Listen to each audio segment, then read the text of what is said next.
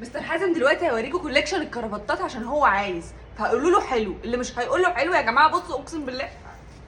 شوف. اول كرافته معانا اهي، دي عليها ايه؟ عليها كلب البحر. بص كلب البحر بيلعب كوره كده اللي هو ده كلب البحر.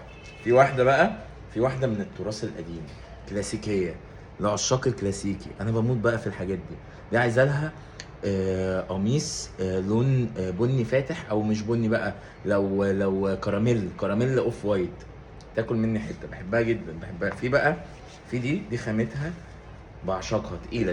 دي شتوي، دي تنفع في الشتاء تلفها حوالين رقبتك تتدفى اصلا، ولونها تحفه برضو مع البينك. بص مع البينك هنا كمان اصلا ازرق مع خطير قميص بينك يودي في داهيه. في في دي في دي حساب مثلثات. في برضو الاسود ده على فكره بقى مش موجود كتير، مش موجود تلاقي حاجه سودا بذهبي بالحلاوه دي، مش موجود خالص.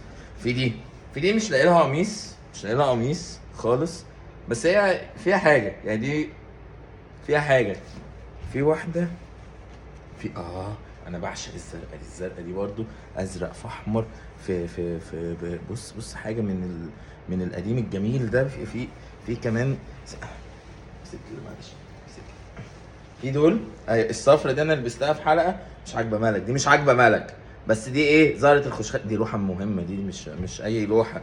في برضو الورد، انا عاشق للورد، تديني ورد انا اعشقه. اي ورد في اي حته اعشقه. بص في ده دولفين، دي دلافين.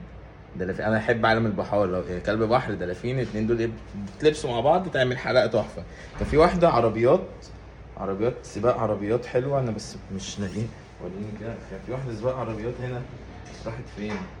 في لا هجيبها سباق عربيات دي حلوه قوي، هوريها لكم ثانيه.